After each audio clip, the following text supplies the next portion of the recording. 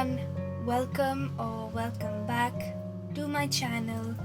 Today's video is a little different from my previous ones. This is the first time you guys are actually hearing my voice, so hi, hope you're having a gorgeous day. For today's video, I thought it would be interesting if I just walked you guys through my very basic oil painting process. Now, I should warn you, I am a beginner when it comes to oil painting. There's a lot that I do not know yet, but there certainly are a few things that I like to do while painting that work for me. So, regardless of what I'm painting on my sketchbook or MDF boards, my very first step is always gesso. I make sure I lay down a nice even layer of gesso before I begin. And in case you don't know what gesso is, it's basically this primer that creates a nice, smooth, non-absorbent surface for your paint to sit on. Sometimes I can get away with one layer, sometimes I may need two. It depends. Once that has dried, I can move on to the sketching, and I will make sure to leave a link for the reference that I'm using in the description below, so you can check that out if you like. Anyway, over the past few months, I've really been getting into the habit of using colored pencils for my sketches. I really do enjoy the way that these look underneath my paintings, especially if I'm using a transparent medium. Plus, I just prefer colored pencil over graphite for using underneath my painting because they don't lift or smudge as much when you paint over them. Depending on what the final colors of my painting are, I will choose between browns or reds or oranges and sometimes even blues actually. Basically a color that complements the final color scheme. Here, for example, the color scheme consists of warm browns, so I used a brown pencil to complement that.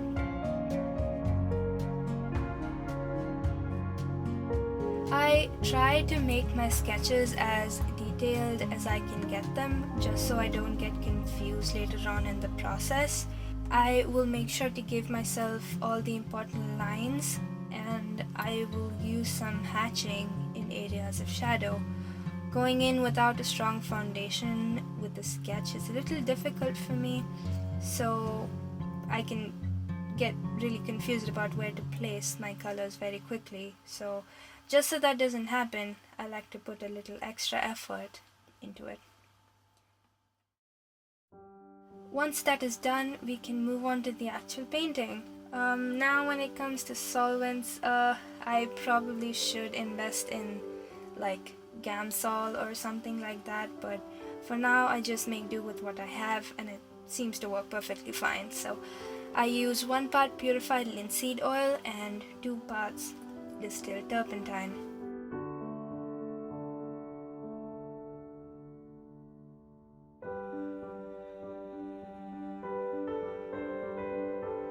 I will mix a very diluted version of one of my browns usually to do sort of an underpainting. I just like to use 1 or 2 tones apart from the white of the paper to mark out the main areas of shadow and the midtones. This is where all my hatching and shading from earlier really helps me out.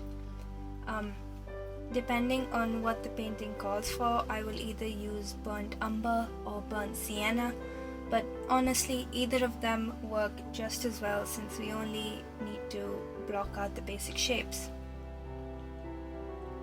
Once I've done that, I begin to actually paint in the details, and it's just sort of an instinct, I guess. I will 90% of the time start with the eyes.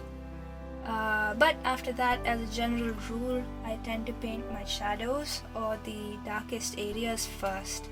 I've really been trying to train myself to mix my shadow colors myself and avoid using just straight black in my paintings.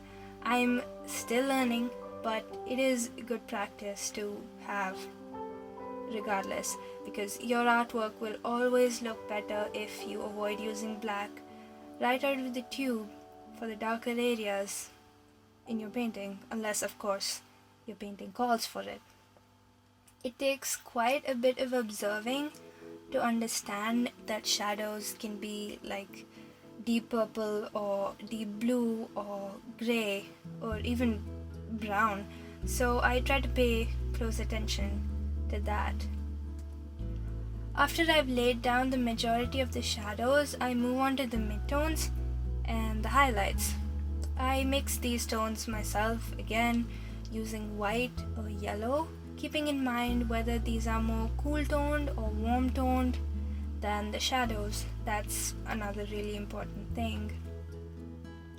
And just like the black, unless the painting actually calls for it or has some like really hard highlights, it's good practice to avoid using white straight out of the tube, since that can actually make the face look a little washed out or lifeless.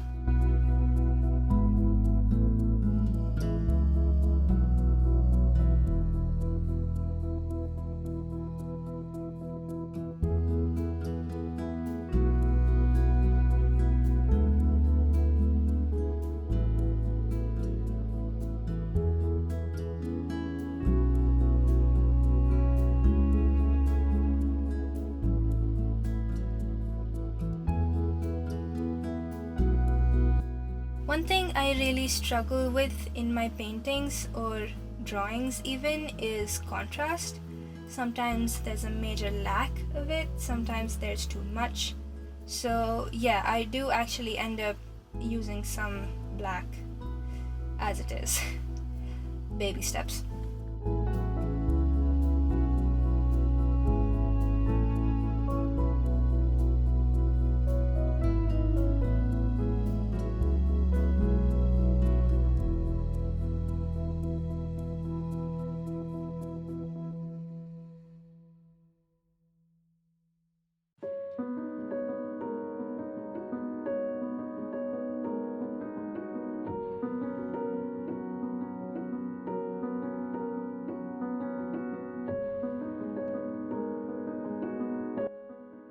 I was really excited about painting in the background. I was really looking forward to see the nice crisp silhouette. I actually really want to start adding in good backgrounds to my portraits. It's something I get a little intimidated by, if I'm being honest. Most of the time I just have a face and I have a solid background and that's it.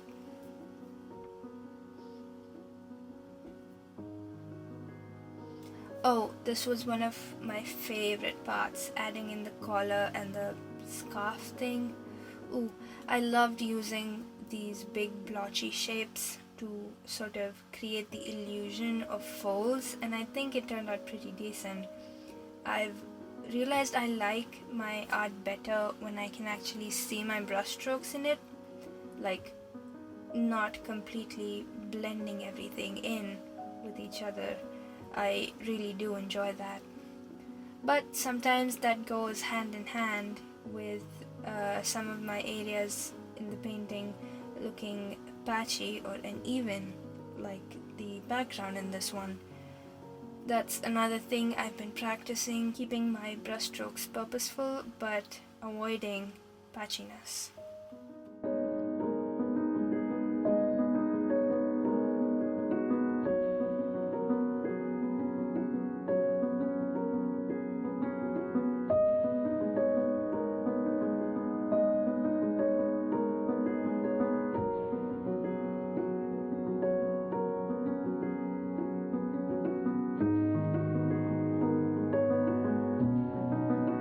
Next, here I'm doing the hair.